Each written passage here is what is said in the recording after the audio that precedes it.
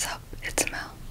So, tonight I'm going to be doing a video on the Firefighter serial killer, Kiyotaka Katsuta. Before I get started, please leave me a like, a comment, and subscribe to my channel if you feel like it. I'd really appreciate it, and it would really help me out with the algorithm.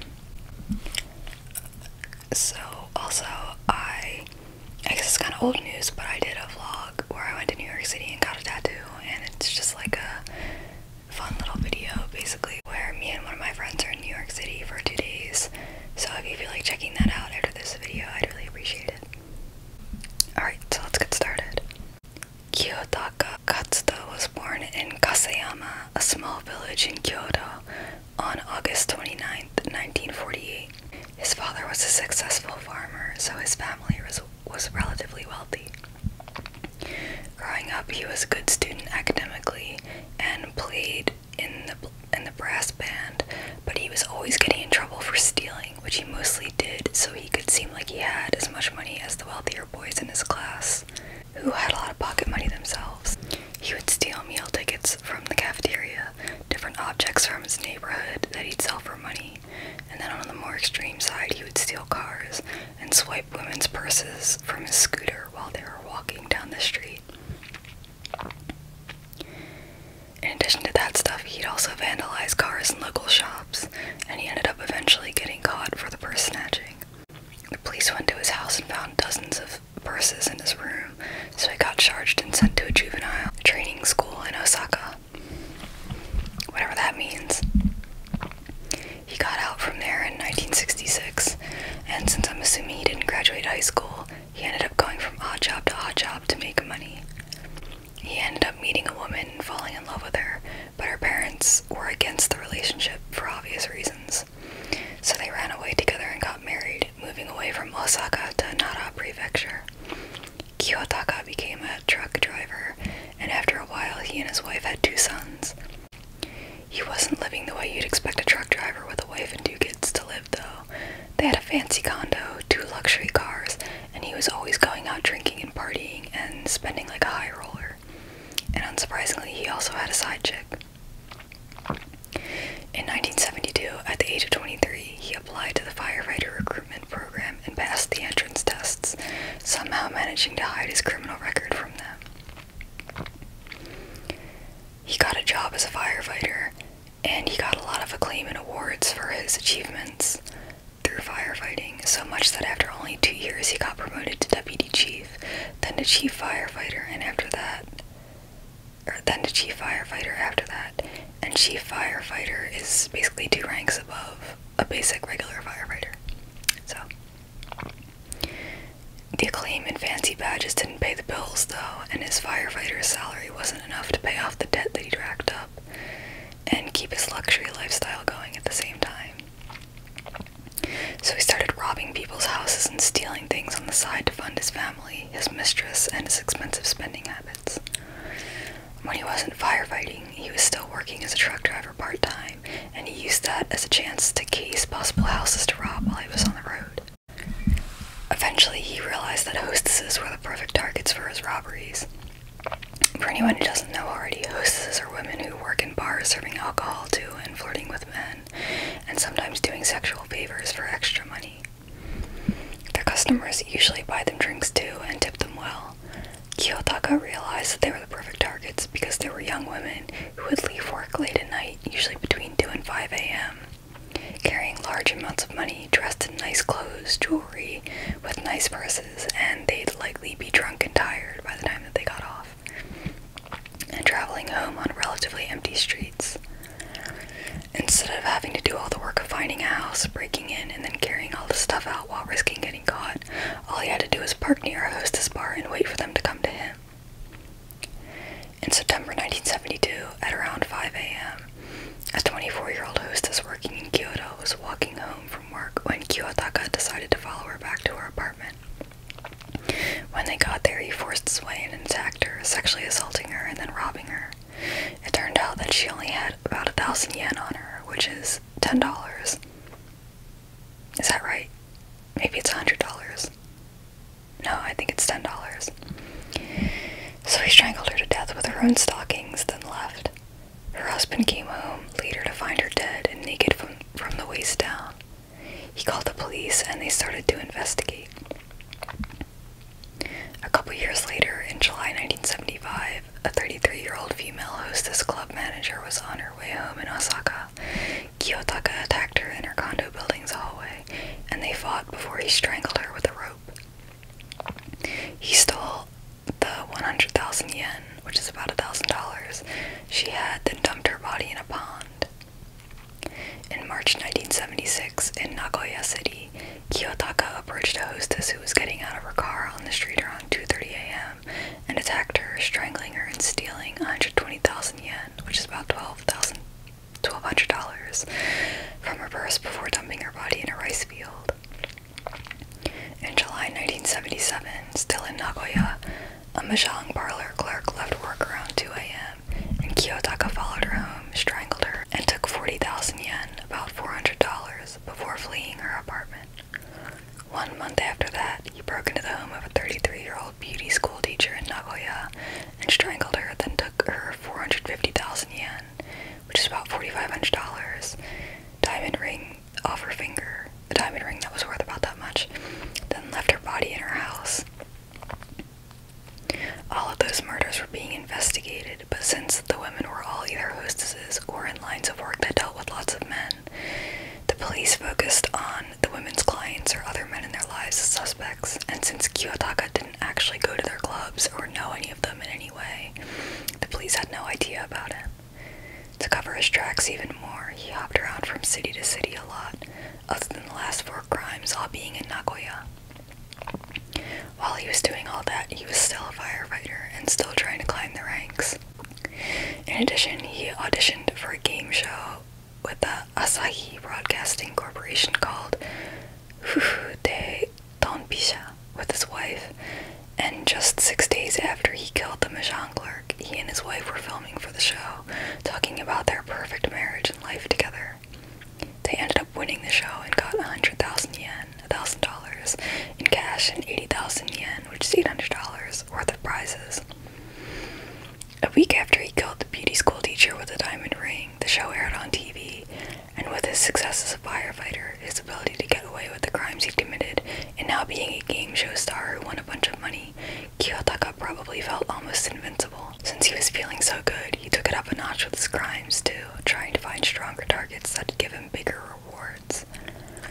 And the first step to that was getting a gun. Guns are pretty tightly controlled and regulated in Japan, so he probably couldn't just buy one since it'd be easy to trace it back to him when he used it to commit crimes. Instead, he managed to find a shotgun in a car parked outside of a gun shop in Nara Prefecture and stole it, planning on using it to rob a money transport vehicle. In Kobe this time, in December 1977, around 5 a.m., Kiyotaka followed a 25-year-old male bank employee who was transporting cash. He shot and killed him with a shotgun and made off with 4.1 million yen, which is $40,000 in cash. A year later, in December 1979, he stole a hunting rifle from a house, and also a car. I guess they both had rifles in them. In February 1980, he hid out in a stolen car parked in front of a bank, waiting for someone to go in. A businessman who Kiyotaka decided looked like he might have a lot of money went in, and he robbed the guy, getting away with checks valued at 250,000 yen, which is $2,500. I don't know what it means that they were valued at that amount of money, but, you know. Kiyotaka didn't kill the businessman, so he went to the police and gave them a description of him and his car. Kiyotaka had been wearing sunglasses and a sweater, which made it hard to identify him, and the police thought that it might have been a Yakuza-related incident, for whatever reason. Later that year in July, Kiyotaka decided to rob a grocery store. He waited for it to close, then robbed the store manager while they were, shutting the place down, stealing about 6 million yen, $60,000, and forcing the 35-year-old manager to drive them somewhere. When they arrived, Kiyotaka shot the manager in the chest, killing him. In November of that year, he tried to steal a car from a hostess, inside of which was her purse with 78,000 yen, or $780. But there were witnesses who called the police, and he was arrested pretty much right away and charged with robbery. Since he was a distinguished firefighter and well known in the community, the story of his arrest was shown on all the local news stations, and he got fired. found him guilty, but all he got was a 3-year suspended sentence since it was his first crime, as far as the police knew. I guess they didn't know about his juvenile record somehow. So he was basically free to go and wouldn't be doing any jail time. And I guess as long as he didn't commit another crime in those 3 years, they'd cancel his conviction. I didn't really understand what a suspended sentence is. Maybe I guess it's like probation. Since he'd been fired as a firefighter, he became a truck driver full-time and picked back up right where he'd left off, stealing a car in August of 1982 and using it to run over a 45-year-old man working at a grocery store in Kyoto. That was supposed to be the beginning of a robbery at the grocery store, but people saw him hit the man with the car and rushed in to help, so Kiyotaka just drove away. The 45-year-old survived, but the accident landed him in the hospital for over a month with broken ribs and various other injuries. A couple months later, in October, Kiyotaka stole a college student's Toyota Cecilia from a parking lot, then called the police under a fake name to report a suspicious car that might be stolen, hoping the police would come check it out. When an officer showed up, Kiyotaka hit him with the stolen car, then got out and hit the officer in the head with a crowbar a few times, for good measure. Once the officer was down, Kiyotaka stole his pistol and ran off. The officer survived, though, and at the hospital he made a report about the incident and gave a description, but all he could remember was what the car looked like, not Kiyotaka. The police set up a special investigation unit at the local station and worked with the prefectural police to catch the suspect before he committed any crimes with the officer's stolen pistol. They called the case National Police Agency Wide Area Important Designation Number 113 case. Rolls off the tongue, doesn't it? In Japanese, that's 警察庁広域重要指定113号事件. Kiyotaka took his new pistol and drove to Shizuoka Prefecture, deciding to rob a grocery store. But during the robbery, one of the employees escaped, so Kiyotaka panicked, afraid that they'd called cops on him, and he ran away without actually getting anything. On October 31st, 1982, Kiyotaka wanted to hitchhike for some reason, and he carjacked a driver at a rest stop in Shiga Prefecture using the pistol, forcing him to drive them to Nagoya. But Kiyotaka, for some reason, decided to shoot the driver on the way, while they were stopped on the street in Chiba Prefecture, then kept going with the car, and I'm not sure if he kept the body in the car or just left it there on the side of the road, but he stopped at another rest area to get gas and get rid of his bloody gloves, and a person working there saw him doing that. So, afraid that the employee would call the police, he shot him and ran away. Despite being seriously injured, though, the employee survived, and I'd assume, called the police. Even though the police were getting all these reports of shootings all over the place, they couldn't manage to figure out who the suspect was, and in November, Kiyotaka held up another grocery store, this time in Kyoto. He was successful and made off with 1.5 million yen, which is $15,000. On January 31st, 1983, 11 years after his first murder, Kiyotaka got out of his car in a parking lot in Nagoya and headed over to the Daiichi Kangyo Bank. Seeing a man leaving the bank, Kiyotaka got in the passenger seat of the man's car as the man himself was getting in, pointed the pistol at him, and yelled, "This is a real gun. It's the one on the news that's stolen from a police officer. If you say anything, I'll shoot. Put the money in the back seat and get out of the car." In Japanese, that's これは警察官の持っている本物の拳銃だぞ。あの事件、113号事件を知っているだろう。喋ると撃つぞ。後ろの座席に金を置いて車を出せ。The man, who was 31, happened to be the president of a trucking company and had just withdrawn 1 million yen, or $10,000. Other customers were leaving the bank, and the sound of them walking out distracted Kiyotaka, and the man took that opportunity to knock the pistol out of his hand. They got into a fight, and the sound of the fight attracted the other customers, who came running to help. Kiyotaka managed to get the pistol back and got off a few shots, but none of them hit anyone, and the men who'd run over to help grabbed Kiyotaka and held him down until the police came. Very quickly after he was arrested, the police confirmed that the pistol Kiyotaka had used was the one stolen from the cop, using the registration number on the pistol. The bullets also matched as well. So after getting arrested, he made this statement, and this is Google translated, so it might sound a little weird, but about his experience being arrested, he said, quote, "My consciousness was hazy. I felt a sense of relief and disappointment at the same time that everything was over. Even though I was disappointed, I was excited because I had lived for many years disturbing the peace and order of the world, and I was constantly aware of the consequences of my actions. I didn't feel regret about being caught, but rather I remember feeling like it was someone else's problem. By the way, I thought I was relatively calm immediately after my arrest, but as time passed, I remember the sharp pain in my teeth, both wrists, hips, legs, and whole body increased. I think I was so excited that I just didn't understand the pain. It was so intense I couldn't even sit still." And in Japanese, that's 意識がもろもろとしていました。もう何もかも終わったんだといった安堵感と失望感が同時にありました。失望感といっても長年にわたって世の中の平穏と秩序を乱しつつ生き遊びていた私は心ないことをしたものだと絶えず己の慣れの果てを覚悟していたせいか興奮はしていましたが、捕まったことに対して無念さというものは感じず、むしろ人事のように胸のすぐ思いがしたのを覚えています。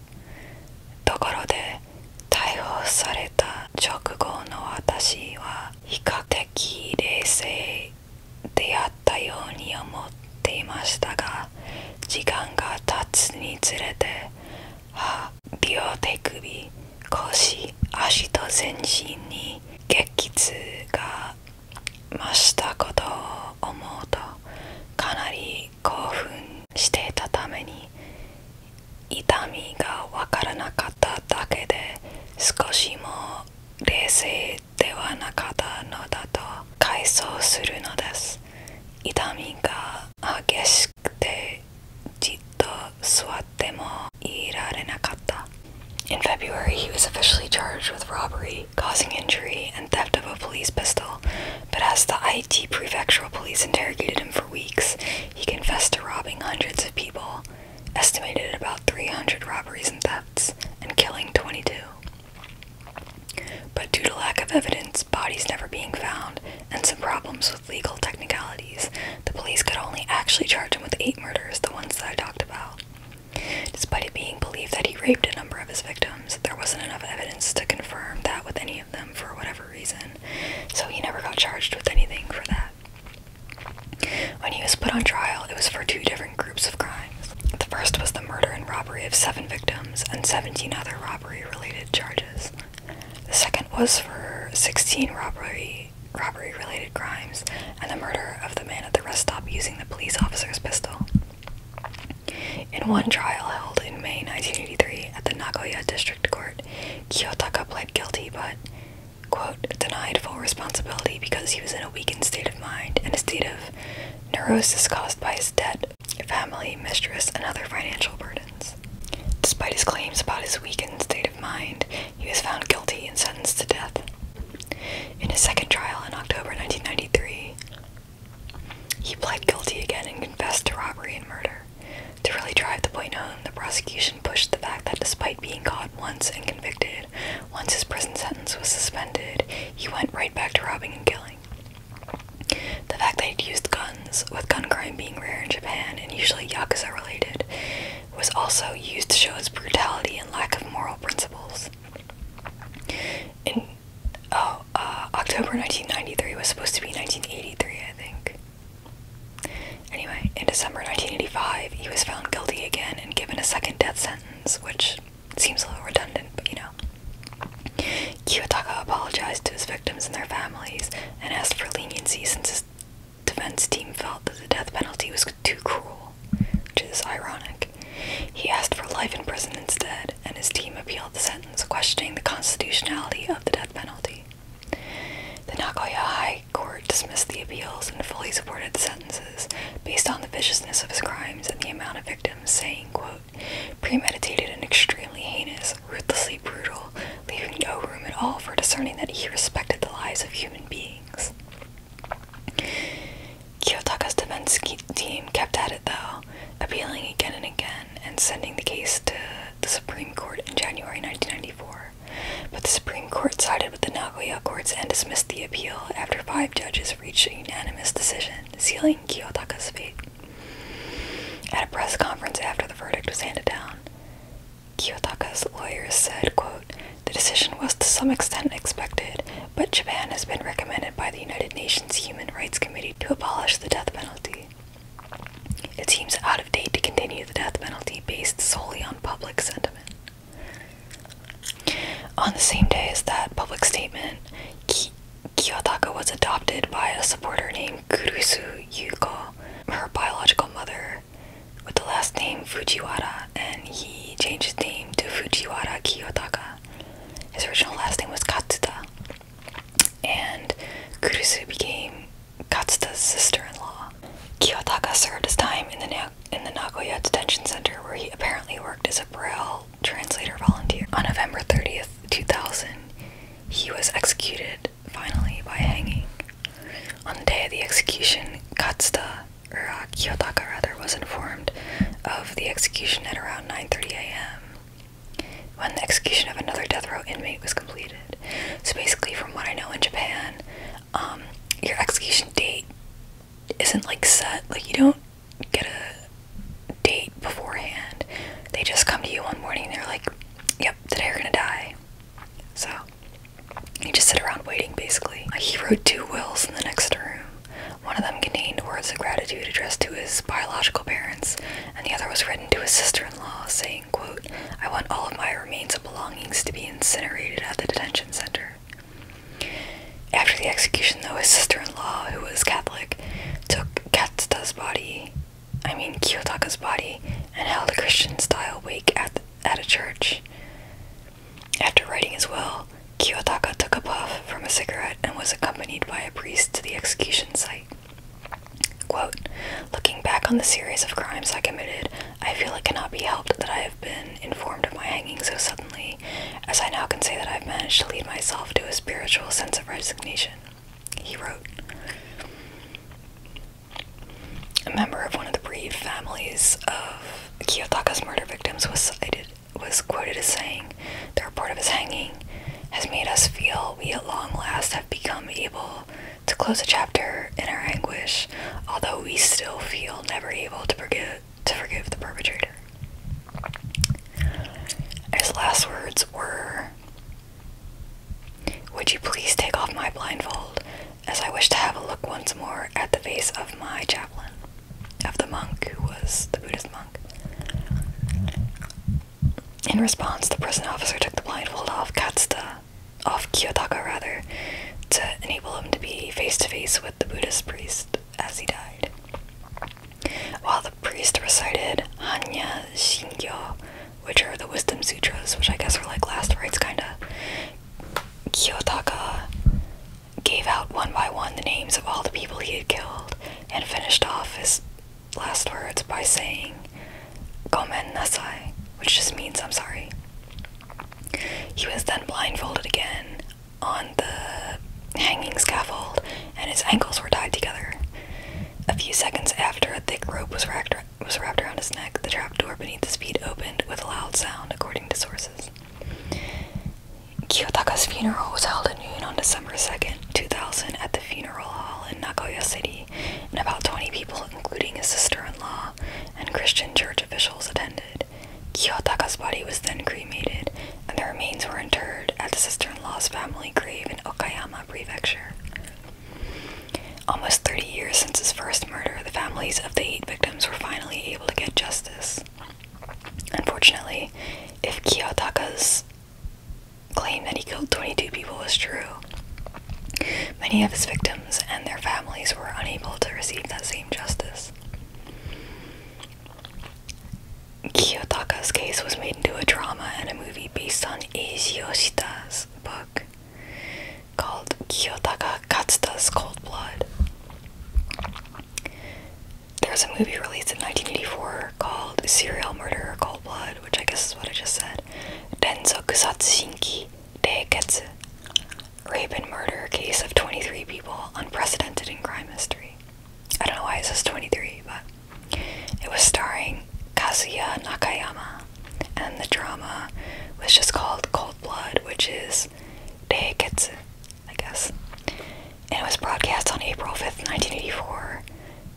produced by Yomiuri TV and starring Takeshi Kaga.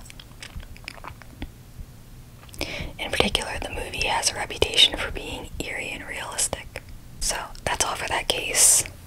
To be honest, when I found the case and saw it was like the firefighter serial killer, I thought it was gonna be like him killing people on scene, like at crimes. But, I mean, obviously he was no less of a serial killer. So, but yeah, thank you for watching. I hope you enjoyed this video. And like I said before, please leave me a like, a comment, and subscribe to my channel. I would very much appreciate it. I hope you have a good night. Bye.